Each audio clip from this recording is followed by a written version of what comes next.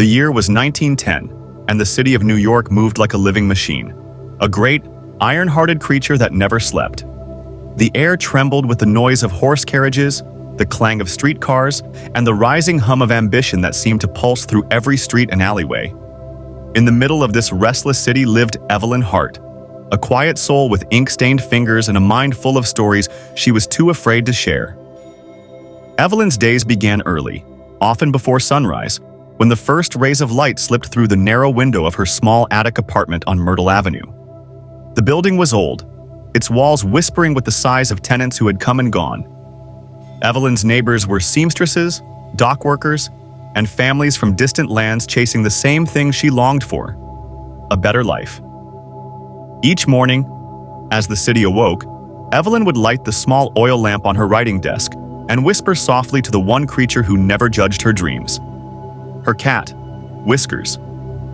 The silver-gray tabby stretched lazily on the windowsill, his green eyes glinting in the golden light. "Good morning, Whiskers," she'd murmur, her voice soft but steady. "Let's make today count, shall we?" Whiskers answered with a small, throaty purr, as if to promise that no matter what the world took from her, he would remain by her side. Evelyn worked as a typesetter at a small printing press near the East River, a place thick with the smell of ink and sweat, where men shouted over the roar of machines and women bent over long tables sorting paper and lead type.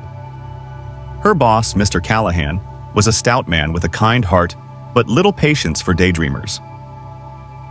He liked Evelyn because she was quiet, precise, and never complained about the long hours. But what he didn't know was that Evelyn used every spare moment, every stolen minute between lunch breaks and fading daylight, to write.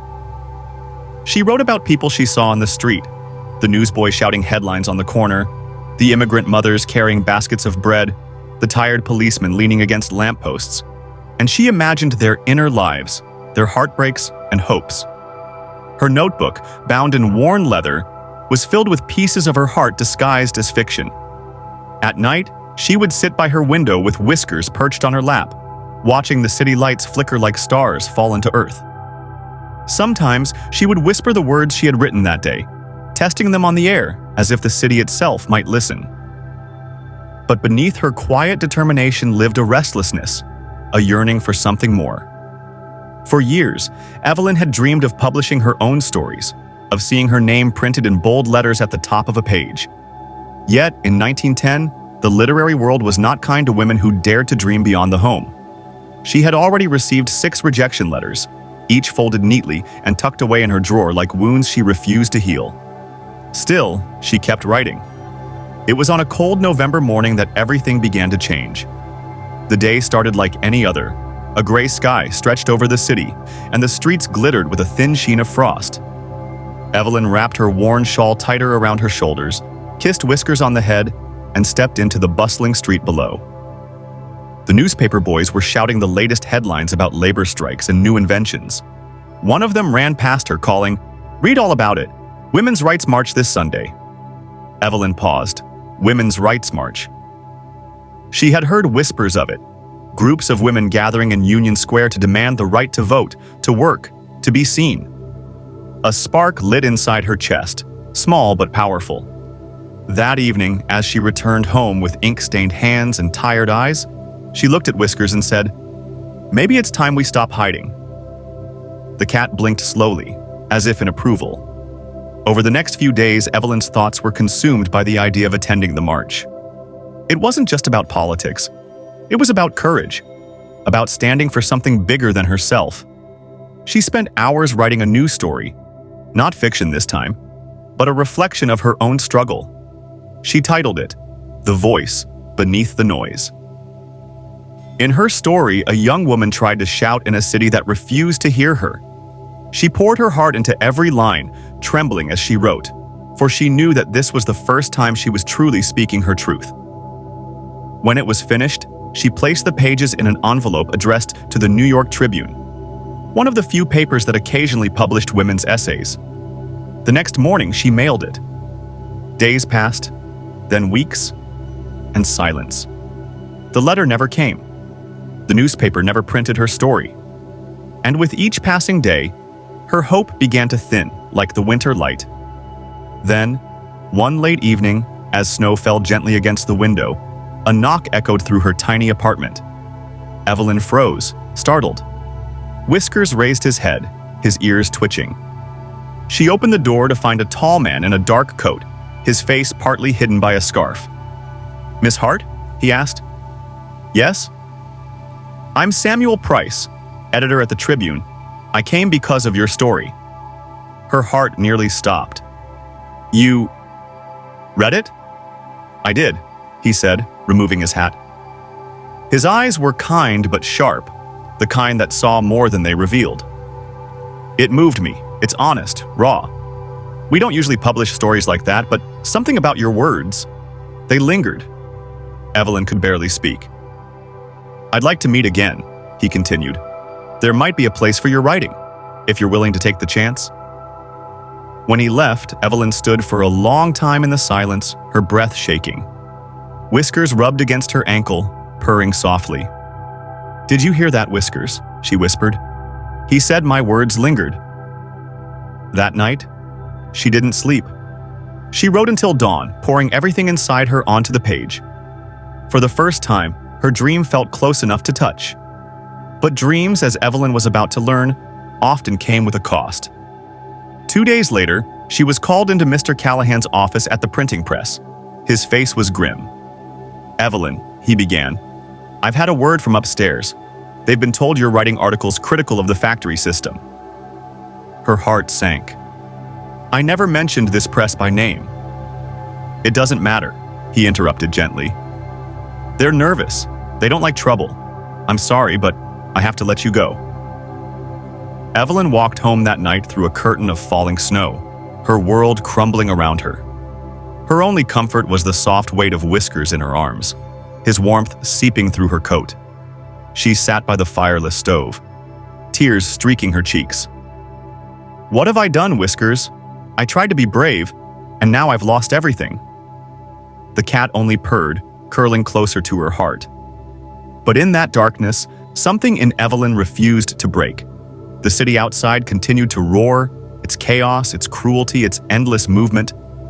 But she realized she had found something it could never take from her: her voice. The next morning, she put on her worn coat, took Whiskers in her arms, and looked out at the frozen streets of New York. "We'll keep going," she whispered, "no matter what." And so began the second chapter of Evelyn Hart's life. The one where she stopped waiting for permission to be heard and started writing her truth for the world to find. The winter of 1910 was cruel, and so was fate. For weeks after losing her job, Evelyn searched the city for work, knocking on doors, leaving her name at offices, standing in long lines of weary faces waiting for a chance. But work was scarce for a woman alone, and her savings were thinning fast. Still, each morning she rose before dawn, brushed the frost from her window, and whispered to Whiskers, "We'll find a way." The cat, ever loyal, would blink his calm green eyes as though to remind her that courage didn't always roar. Sometimes, it simply purred. One gray morning, as Evelyn stood outside a bakery on Fifth Avenue, her last few coins hidden in her glove, she overheard two women talking excitedly. "They say the Tribune's printing a new series. Stories by ordinary citizens," said one. "Anyone can write in, as long as it's about truth." Evelyn's heart skipped. The Tribune. Samuel Price's paper. She hesitated, remembering their brief meeting, his eyes alive with respect. But shame tugged at her. She had lost her job, her footing. What right did she have to write again? That night, she sat at her desk staring at a blank sheet of paper. Whiskers lay curled on her lap, his rhythmic breathing soothing her trembling hands. Finally, she dipped her pen into the inkwell and began to write. Her story was simple. The tale of a woman trying to live honestly in a world that punished her for her courage. She titled it, "The Weight of Silence." Every word came from her bones, her memories, her pain. When she finished, the sky outside was paling with dawn. She mailed the story that morning with a silent prayer. Days turned into weeks again, and the city began to thaw. The streets filled with carriages splashing through melted snow, and the first buds of spring peeked from the cracks in the sidewalks. Evelyn walked to the post office daily, hoping for a reply, but none came. Until one morning, a letter slid under her door. The envelope bore the mark of the New York Tribune. Her hands shook as she tore it open. "Dear Miss Hart, your story moved us deeply. We are pleased to inform you that it will be printed in next Sunday's issue. Enclosed is a small payment for your contribution. Should you wish to write more, our editor would like to speak with you personally. With great respect, the editorial staff of the New York Tribune." Evelyn pressed the letter to her chest, tears welling in her eyes. Whiskers meowed softly, rubbing against her knee. "We did it, Whiskers," she whispered. "They'll read my words. People will know my name." When Sunday came, she stood outside a newsstand at the corner of Lexington Avenue, clutching her shawl as the wind danced through her hair. The vendor handed her a copy, and there, on the third page, was her story. The Weight of Silence, by Evelyn Hart. For a moment, the noise of the city faded away. She saw her name printed in black ink, surrounded by the pulse of New York. The same city that had ignored her now breathing her words. That evening, Samuel Price came to visit again. He congratulated her, smiling with that same keen, respectful warmth. "You found your voice," he said. "Don't stop now. Write about what you see, what you feel. The city needs more truth like yours." Evelyn smiled faintly. "Truth," she echoed, "isn't always kind." He nodded. "But it's always worth telling." As spring turned to summer, Evelyn began to write regularly for the Tribune. Her essays spoke of the working women, the forgotten, the invisible. She wrote about the factory girls, the seamstresses, the widows raising children alone. Their struggles echoed her own. Readers began to recognize her name. Letters arrived at the Tribune addressed simply to Miss Hart, the writer who understands. Yet, with recognition came whispers. Not everyone celebrated her words. Some said she was stirring unrest, that her writing was too bold, too emotional. But Evelyn refused to bend. "If I write softly," she told Samuel one day, "the world will keep sleeping. Someone has to wake it." He smiled at her courage, and perhaps at something deeper that stirred between them, something unspoken yet undeniable. But life, as always, had its own designs.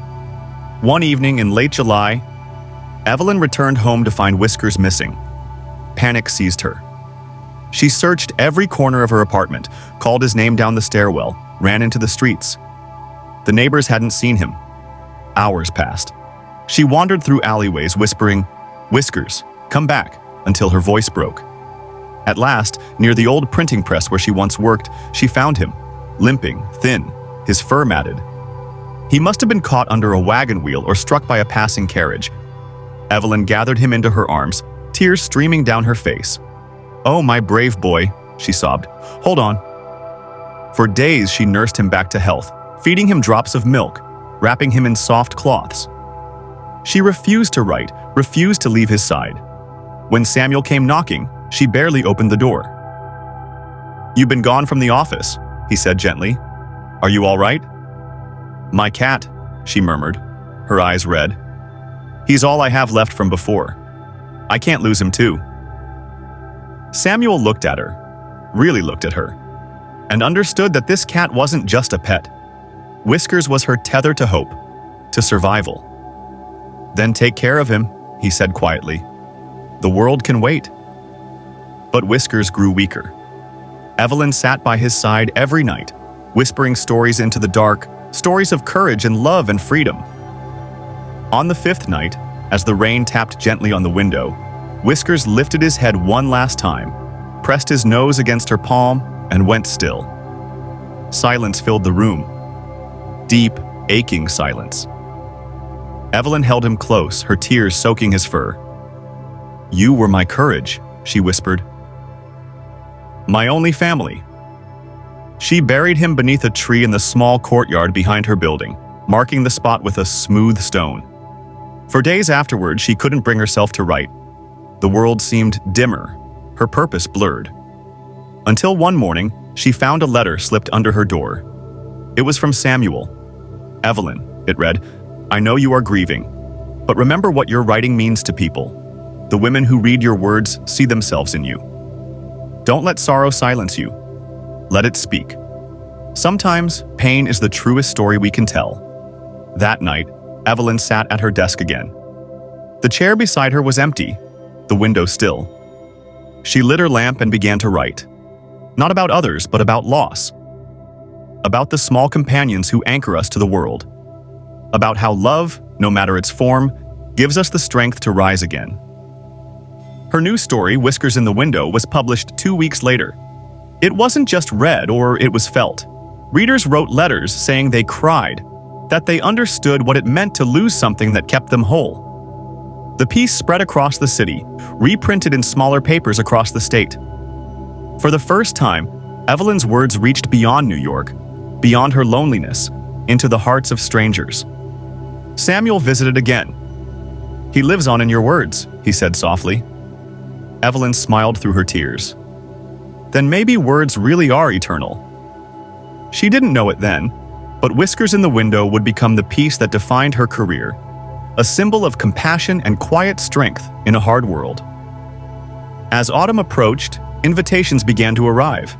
Speaking engagements, offers from publishers, letters from women's groups asking her to read her essays aloud.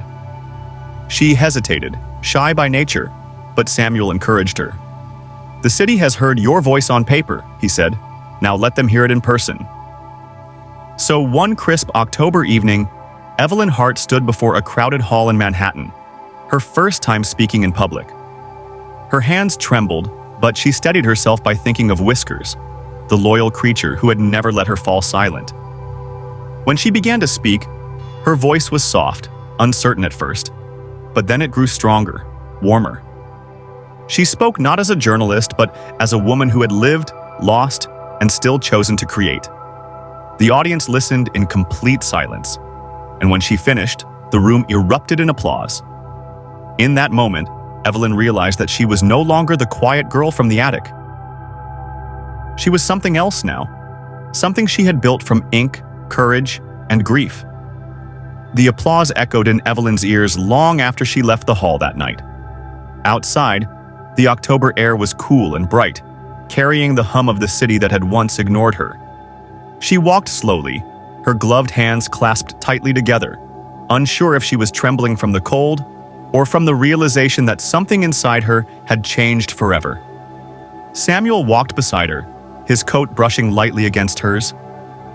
"You did it," he said with quiet pride. Evelyn smiled faintly. "I thought I'd faint before the first sentence. But you didn't. You spoke with heart, Evelyn. That's what they'll remember."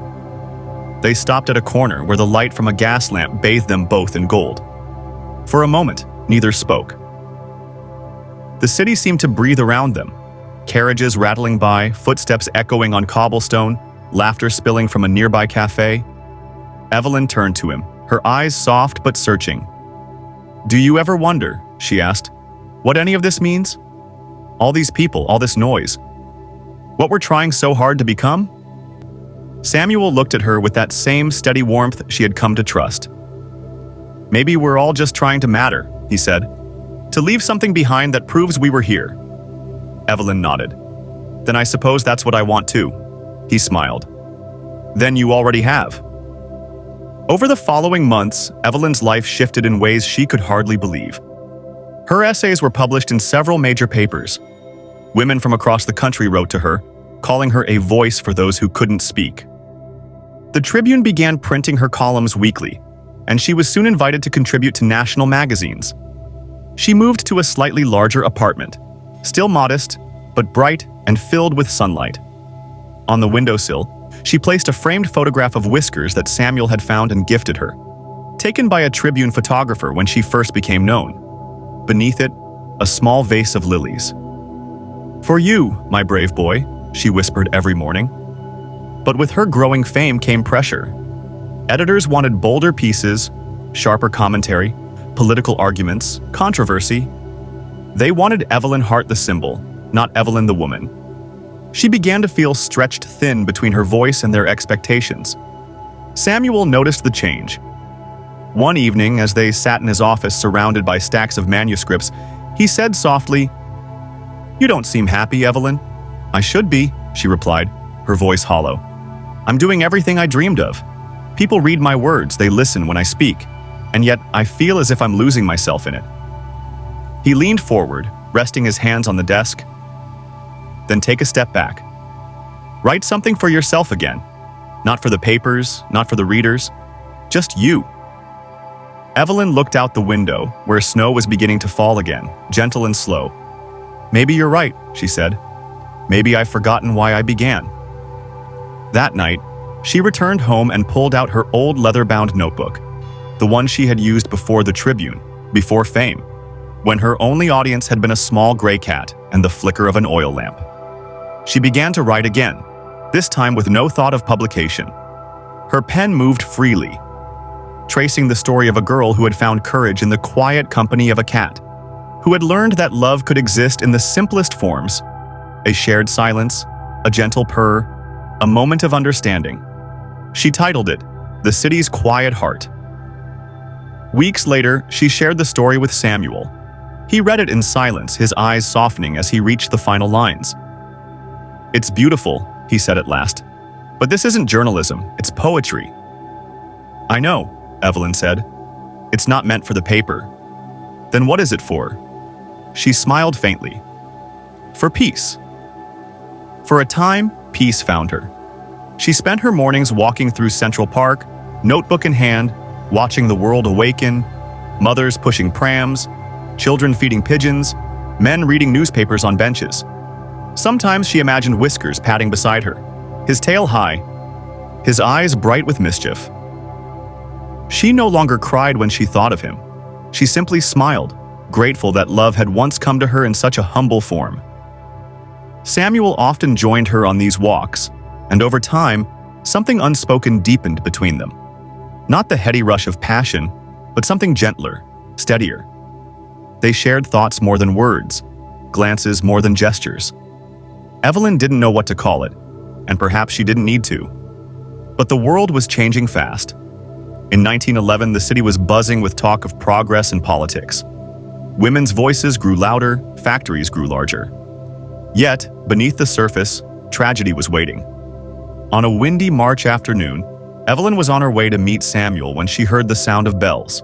Alarm bells, distant at first, then louder. Smoke rose in the sky over Washington Place. People were running, shouting, pointing. "The Triangle Factory! It's burning!" Evelyn froze. She knew that factory. She had written about its long hours and dangerous conditions the year before. Without thinking, she ran toward the smoke. When she arrived, chaos ruled the street.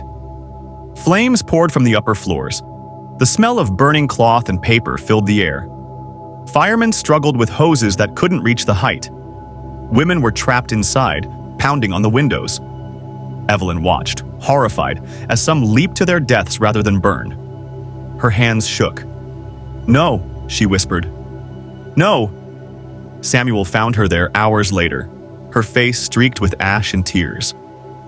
He guided her away from the crowd, but she barely heard him. That night, she couldn't sleep. The images burned into her mind.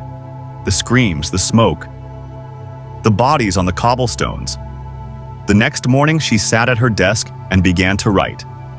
Her words came like a storm, furious, raw, unstoppable. She wrote of greed, of injustice, of how the city prized progress more than human life. She didn't soften her tone or hide her rage. When she handed the piece to Samuel, he read it silently, his jaw tight. "This will cause an uproar," he said. "Good," she answered. "Maybe it should." The article, published under the title Ashes of the Innocent, sent shockwaves through New York. Readers wept. Lawmakers debated. For the first time, people began demanding real change: safer factories, better wages, protection for workers. Evelyn's name appeared in headlines across the country. But fame, once again, came with cost. Powerful men accused her of exaggeration, of stirring rebellion. Threats came in the mail, crude letters warning her to stop writing or face consequences. The Tribune stood by her, but the pressure was immense. Samuel grew worried. "You've already changed so much," he told her. "You don't have to carry the whole world, Evelyn." she smiled sadly. "But if I don't, who will?" One night, as she walked home through the fog, she thought she heard footsteps behind her. When she turned, no one was there. Still, unease followed her all the way to her door. Inside, she locked it and sat by the window, trembling. For the first time, she wished Whiskers were there. His small, steady presence to remind her she wasn't alone. The next morning, a bouquet of white lilies appeared at her doorstep with a note. "Your courage is not forgotten. No name, no signature." She didn't know whether to feel comforted or afraid. She pressed on. Her next essays continued to challenge injustice, each word sharpening her reputation as one of New York's bravest voices. But with every victory, she felt the toll it took. Sleepless nights, constant tension, the quiet ache of solitude. Samuel stayed by her side, steadfast as ever. One evening, after a long day at the Tribune, he found her sitting by the window, gazing at the empty space where Whiskers used to rest. "You've changed this city," he said softly. Evelyn shook her head. "The city's changed me." He hesitated, then took her hand gently. "Then maybe it's time you let it rest. Leave New York for a while. Write from somewhere quieter, where you can breathe." She looked at him, torn. The city had given her everything, and taken everything too. Could she leave it behind? Outside, the lights of New York shimmered like stars caught in the streets. Evelyn felt the ache of both love and exhaustion. "Maybe you're right," she whispered. "Maybe it's time." When Evelyn left New York, it wasn't with fanfare or farewell. She packed only a small suitcase, her notebooks, and the framed photograph of Whiskers. Samuel stood with her at the train station, his hat pulled low against the wind. Steam rose around them as the locomotive hissed on the tracks, ready to carry her away. "You'll write?" he asked, his voice half hidden by the roar of the crowd. "I'll try," she said, smiling faintly. "But not about cities, not yet." He nodded. "Take your time. The world can wait for Evelyn Hart." She looked at him, really looked at him, and saw the unspoken truth in his eyes. They had never said the words, never dared to name what was between them. Perhaps because both knew it might not survive the weight of their worlds. When the whistle blew, she stepped aboard. Through the window, she watched Samuel fade into the mist and smoke of the platform until he was only a memory framed by motion. The train carried her north, past the industrial sprawl and into the open countryside. For the first time in years, she saw fields instead of factories, silence instead of noise. The rhythm of the train soothed her like a heartbeat. She arrived at a small village on the edge of the Hudson River, a quiet place of cobbled streets, apple orchards, and clear skies. An elderly widow named Mrs. Finch rented her a room above a small bookshop. The scent of old paper and ink filled the air, and when Evelyn first walked in, it felt like breathing again after years underwater. Mrs. Finch was kind and talkative, forever offering tea and biscuits. "You're a writer?" she asked one evening as they sat by the fire.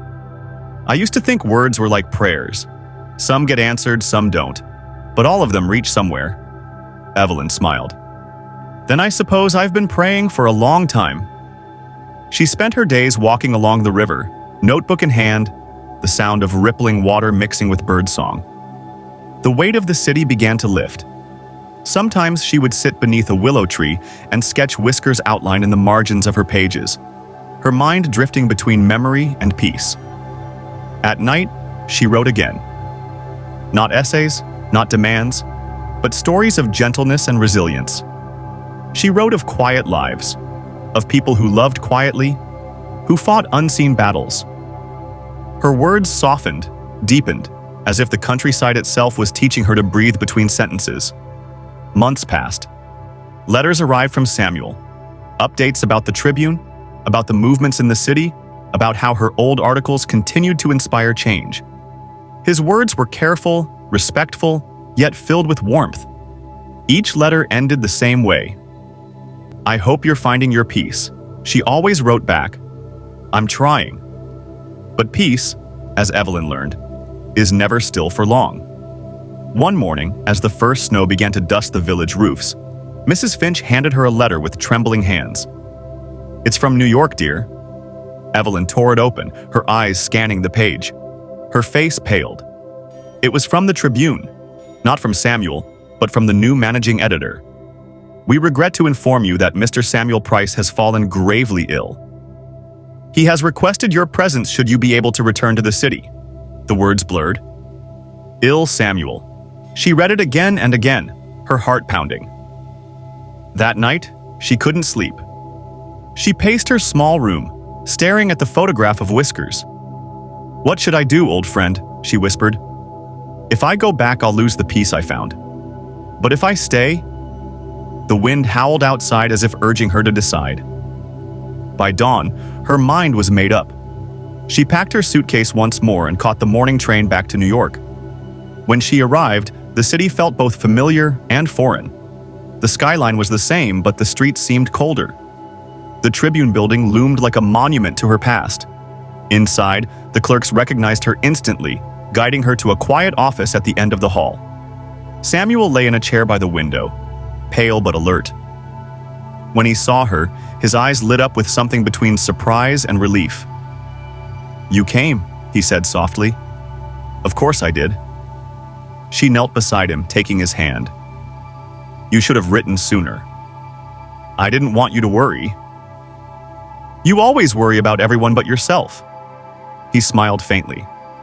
Some habits don't fade. They sat together for hours, talking in soft tones about the months apart, her time by the river, his fight to keep the Tribune honest amid political pressure. Outside, the city hummed as always, but inside that quiet office, time seemed to hold its breath. At last, Samuel said, You should know something, Evelyn. There's a publisher interested in your stories, not your essays, your fiction. They read the city's quiet heart. They want a book. Evelyn froze. A book? He nodded. Your name on the cover. Your words bound in something lasting. Her throat tightened. Samuel, that was never meant for the world. Then maybe the world needs something that wasn't meant for it. She smiled, tears glimmering in her eyes. You always believed in me before I did. And I always will. He coughed then, a sharp sound that broke the fragile peace between them. Evelyn reached for him, fear tightening her chest. But he steadied her with a look. Calm, unwavering. Promise me something, he said. If the book is published, don't let it be just stories. Let it be truth. Yours and everyone's. Let them hear the heartbeat of the quiet ones. I promise, she whispered. He smiled, and in that smile was every unspoken thing they'd never said. Evelyn stayed in New York for the next few weeks, visiting Samuel daily. His condition worsened, yet he never lost his warmth. Together, they edited her collection of stories, refining each line with care. Sometimes she would read aloud while he listened with his eyes closed, a faint smile curving his lips. Then, one early spring morning, she arrived at the Tribune to find his office empty. The secretary's eyes told her everything before the words did. Samuel Price had passed quietly in his sleep the night before. Evelyn stood motionless, the world spinning around her. It was Whiskers all over again. Another steady presence gone, another silence pressing in. But this time, instead of collapsing, she took a deep breath and whispered, "Thank you." That evening, she walked to the river, the same river whose current she had once followed to peace. The water shimmered in the setting sun. She took out her notebook and began to write. She wrote for Samuel, for Whiskers, for every soul that had believed in her when she could not. When her book was published later that year, it bore the title, The City's Quiet Heart, just as Samuel had wanted. The dedication read simply, "For those who listen when the world is too loud." The book became a quiet success. Readers found in her words a reflection of themselves, their grief, their courage, their hope. Critics called it a masterpiece of empathy. But Evelyn never cared much for praise. What mattered was that the words lived, that they reached hearts beyond her own. One evening, as autumn fell again, she sat by her window with a cup of tea, watching the city lights flicker. On the windowsill rested Whiskers' photograph beside a vase of white lilies, Samuel's favorite flower.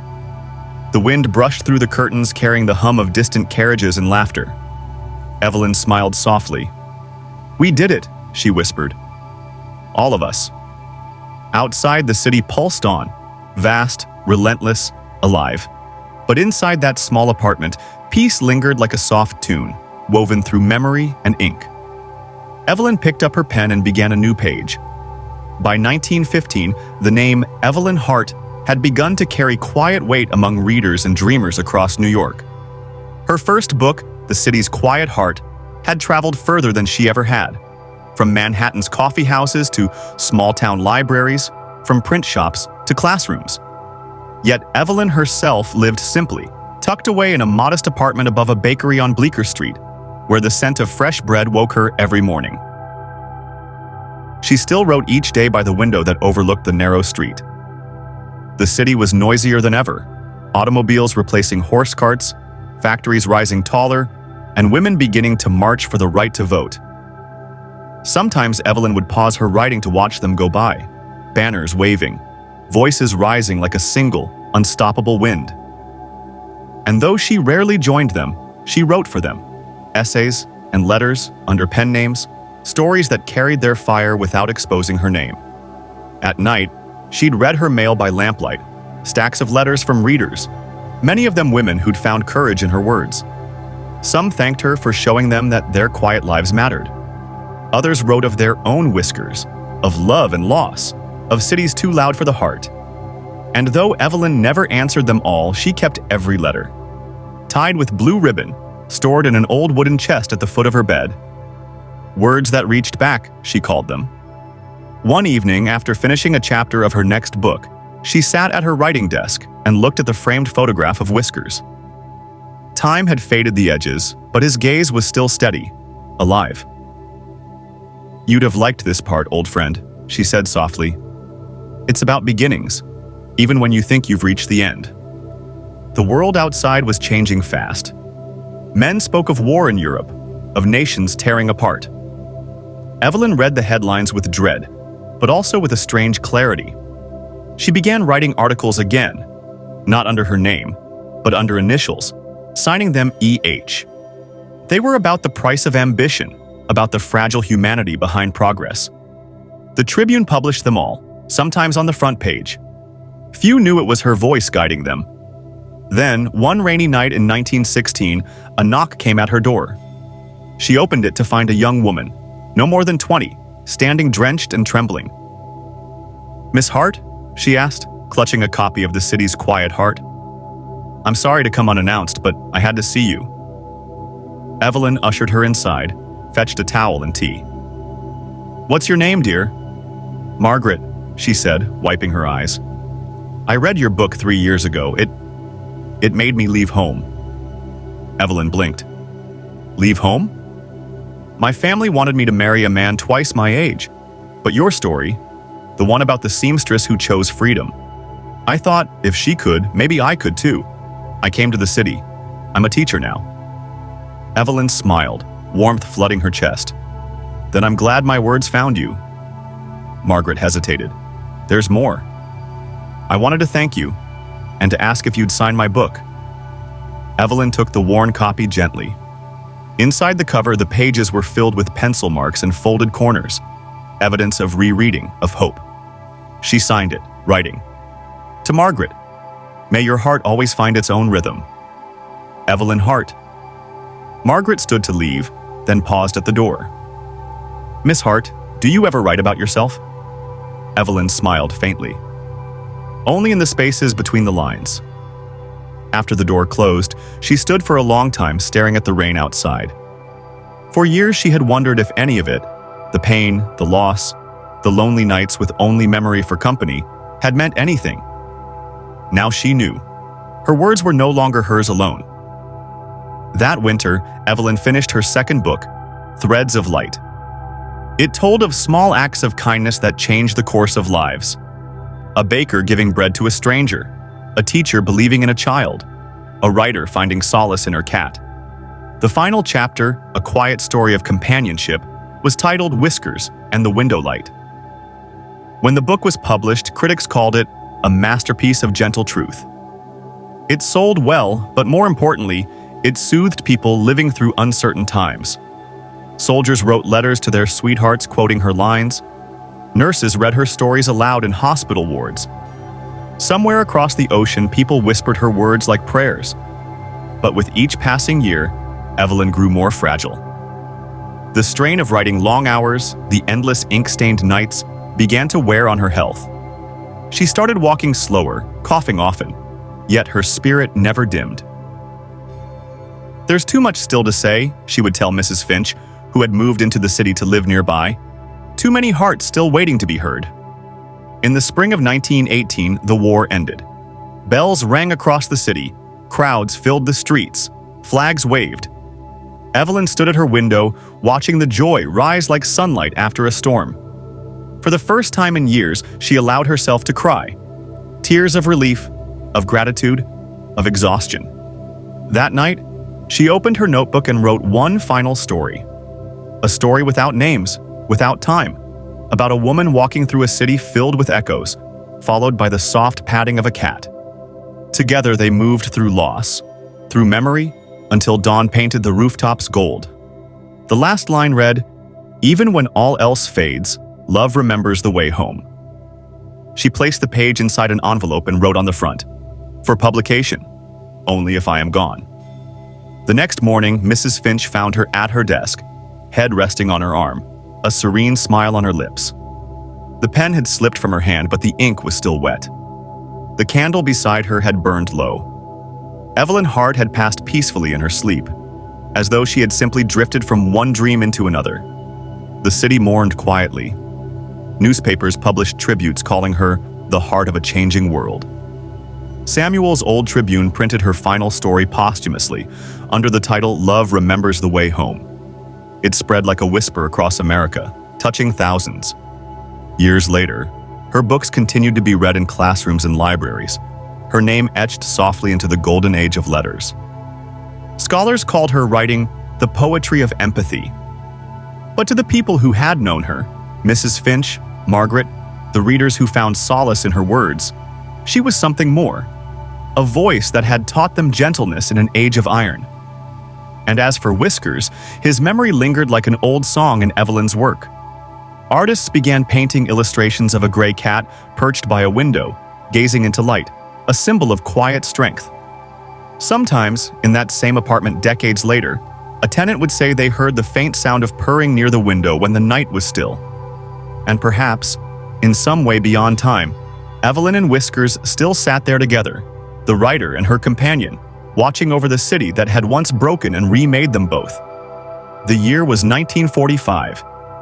New York had changed again, taller, louder, brighter. The world had survived another war, and the city now pulsed with returning soldiers, jazz music, and neon lights flickering like restless stars. Amid all the noise, the past felt far away, like a faded photograph left in sunlight. Yet inside the quiet corner of an old bookshop on Bleecker Street, the past still whispered. The shop had changed hands many times since Evelyn Hart had lived upstairs, but one thing remained untouched. The small wooden chest tucked beneath the front counter, its brass latch worn smooth by time. Few knew what was inside, and fewer still cared to look. One rainy afternoon, a young woman named Clara stepped inside the shop. She was in her mid-20s, her coat soaked, her expression weary but curious. The war had just ended, and she had returned from working as a nurse overseas. She carried a sense of loss she couldn't yet name, the kind that clings even after the danger has passed. She wandered the aisles, running her fingers along the spines of books, until one thin volume caught her eye. It was an old copy of The City's Quiet Heart. The cover was cracked, the pages yellowed, but the title glowed faintly in the dim light.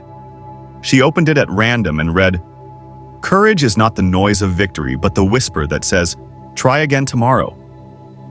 Something in her chest trembled. She turned the page and saw a faded photograph tucked between the leaves.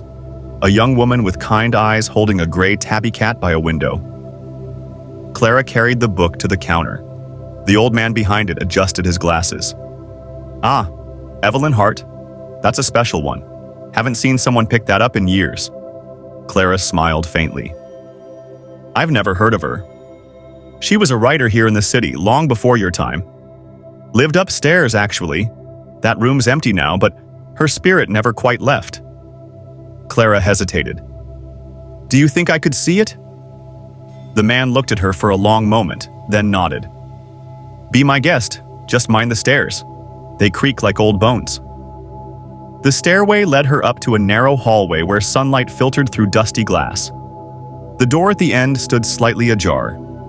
Inside, the room was small. A desk by the window, a faint scent of ink and lavender lingering as though the years hadn't dared disturb it. Clara stepped closer to the desk. On it sat a stack of brittle papers, a fountain pen, and beside it, a small metal dish engraved with the faint outline of a cat. She ran her finger over it, feeling the shape beneath her touch. Then, as she opened one of the desk drawers, she found a collection of letters tied neatly with blue ribbon, the same ribbon Evelyn had once used to bind her correspondence. On top rested a note written in faded handwriting. "For whoever finds these words, may you carry them forward. Every story must one day find a new voice." Clara sank into the chair and began to read. The letters were from readers, from friends, from Samuel Price, and from Evelyn herself. Drafts of stories, half-finished essays, musings on love and loss. As she read, she felt as though Evelyn were speaking directly to her through the decades, her words warm and steady. Hours passed without notice. Outside, the rain softened to mist.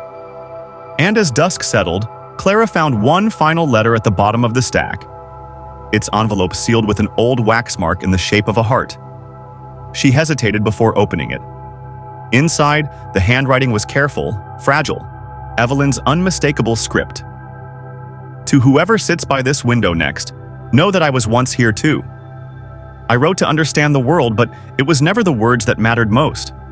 It was the quiet, the spaces between. If you have lost something, let this place remind you. Loss is not the end of love. It is its echo. And echoes, if you listen closely, can guide you home." Tears welled in Clara's eyes. She set the letter down and gazed out the window, the same window Evelyn had written beside decades ago. The city outside shimmered with rain and light, reflections rippling across glass and puddle alike. For a moment, she thought she saw the faint outline of a gray cat sitting on the sill. Tail curled, eyes bright. She blinked, and it was gone. That night, Clara rented the upstairs room. She began writing again, something she hadn't done since before the war. At first, it was only a few lines, but soon the words flowed like they had been waiting for her. Her stories carried echoes of Evelyn's, quiet strength, compassion, the dignity of ordinary souls. Months later, she published a small collection titled Echoes of the Heart. In the dedication, she wrote, "For Evelyn Hart, whose whispers still find the willing." The book received modest praise, but that wasn't what mattered. What mattered was that Evelyn's voice had found another, one who carried her gentleness into a new generation. Years turned to decades. The old bookshop remained, though the streets around it grew brighter, busier, more modern. People came and went, but the story of Evelyn Hart and her gray cat lingered, passed in quiet conversations, in the turning of pages, in the hearts of those who listened. By the time the century turned, a small plaque hung by the door of the shop. Evelyn Hart, 1888-1918, writer, dreamer, believer in quiet courage. She lived here, she wrote here, and somewhere she still does. Inside by the window, a new generation of writers often sat with notebooks and laptops, watching the sunlight pour through the same glass that had once framed Evelyn's world. Sometimes, late at night, a faint purr could be heard in the stillness, as though Whiskers himself lingered, keeping watch over every dream that began there. And in this way, the story never ended. It simply changed hands. Evelyn Hart, the young woman with ink-stained fingers, a broken heart, and a cat named Whiskers, had written her truth into the world so deeply that even time could not erase it. Her life became what she had once dreamed. Not fame, not fortune, but a legacy of kindness. a reminder that even the softest voice, if spoken with honesty, can ripple across generations.